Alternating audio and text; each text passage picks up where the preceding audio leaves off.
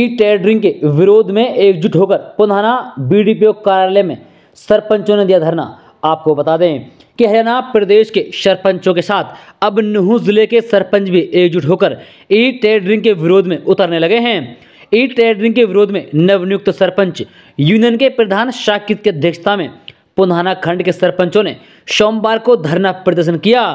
धरने पर बैठे सभी सरपंचों ने प्रदेश सरकार के खिलाफ जमकर नारेबाजी करते हुए सरकार से ई टेंडरिंग प्रणाली को वापस लेने की मांग की। सरपंचों ने सरकार पर ठेका प्रथा को बढ़ावा देने का आरोप लगाने के साथ ई टेंडरिंग व राइट टू रिकॉल को खत्म करने तक धरना प्रदर्शन जारी रखने की घोषणा की। सरपंच यूनियन के प्रधान शाकित, सरपंच वरिष्ठ उप प्रधान रशीद अहमद, आजाद सरपंच अयूब सरपंच सहित अन्य सरपंचों ने बताया कि सरकार ने 2 लाख रुपए से अधिक के विकास कार्य को ई टेंडरिंग से कराने की नीति लागू की है।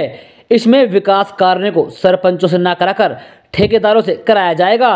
इससे न केवल गांवों के विकास में रुकावट आएगी बल्कि ठेकेदारों द्वारा अपनी मर्जी से कार्य कराया जाएगा।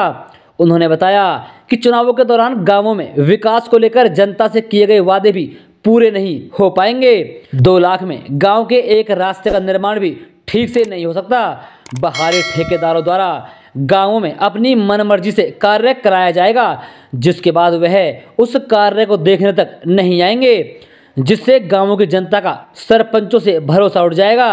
सरकार इस कानून को सरपंचों पर जबरदस्ती थोपकर गांव के विकास में रुकावट पैदा कर रही है।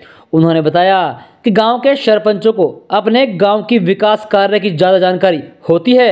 सरपंचों ने सरकार से मांग करते हुए कहा कि उनकी विकास कार्यों की शक्ति 2 लाख से बढ़ाकर 25 लाख की जाए। 25 लाख तक के विकास कार्यों के लिए ई टेंडरिंग प्रणाली को तुरंत प्रभाव से बंद किया जाए। अगर सरकार ने उनकी मांगें नहीं मानी तो यह धरना प्रदर्शन अनिश्चितकाल के लिए जारी रहेगा। पुन्हाना से मेवात हलचल के लिए राजीव प्रजापति की रिपोर्ट। हमारे चैनल को सब्सक्राइब जरूर कीजिएगा।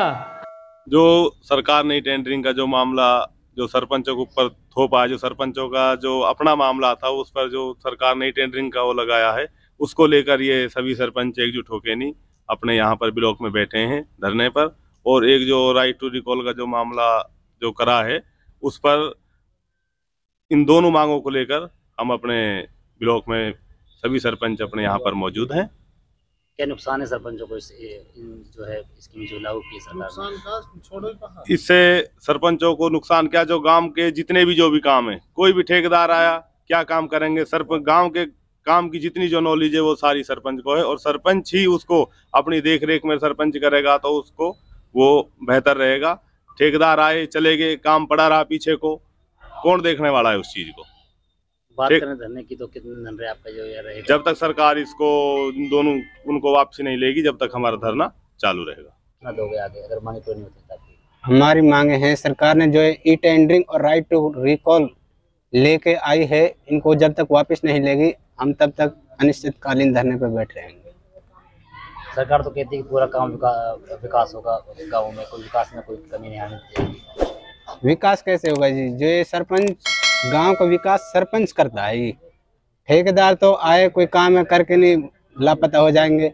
अब वो अच्छा करे बुरा करे जैसे भी होगा फिर कौन ढूंढेगा जी। जो ये ई टेंडरिंग है 2 लाख में क्या होगा? सरपंच वो भी प्लस जीएसटी 1.5 लाख में क्या बनाएगा? सरकार से गांव से जो विश्वास किया है, गांव की जनता ने हमें सरपंच चुना है, किसी विश्वास पे चुना है, हम उनके लिए क्या करेंगे? इससे 1.5 लाख में हम क्या काम करा पाएंगे? इससे तो कुछ नहीं होगा। तो ये कि आप जो सरकार वापस काम हाँ, जब तक सरकार इन 2 काले कानूनों को वापस नहीं लेगी हम अनिश्चितकालीन धरने पर। भाई साहब, इससे ये नुकसान है, हम जो गांवों में काम कराएंगे तो 2 लाख से तो अगर हम नाली भी बनवाना चाहें तो वो भी ऊपर जाएगी। और जो इलेक्शन में हमने अपने गांव से वादा किया है भाई हम आपके ये काम कराएंगे, किसी का रास्ता बनवाएंगे, किसी की गली बनवाएंगे, तो वो हम नहीं करा सकते। और इनका तो ये मसला है, मतलब मान लीजिए अगर जो ठेकेदार है वो ठेकेदार अपने हिसाब से काम नहीं करेगा, उसके बाद भी जिम्मेदारी सरपंच की। अरे जब सरपंच को मतलब गांव की जिम्मेदारी सरपंच है, सरपंच को ही दिया जाए काम गांव का। कम से कम 25 लाख तक की तो कम से कम सरपंच को होनी चाहिए। सरकार तो कहती है कि डिपार्टमेंट काम करेगा, पूरा काम गांव में होगा। नहीं, अगर मान लीजिए डिपार्टमेंट काम करेगा, कहीं का भी कोई भी आदमी ठेकेदार कहीं का भी आ जाता है और काम अगर मान लीजिए और 6 महीने में खराब हो जाता है तो उस ठेकेदार के पास ये सरपंच और गांव कहाँ घूमेगा।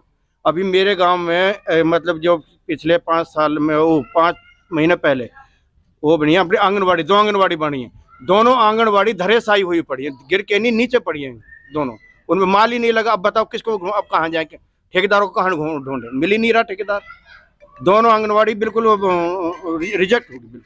क्या माने कि गांव के विकास में रोड बनेगा? हाँ, गांव के विकास में रोड बनेगा, गांव का काम सरपंच से ही हो। धरने पे बैठे हो आज?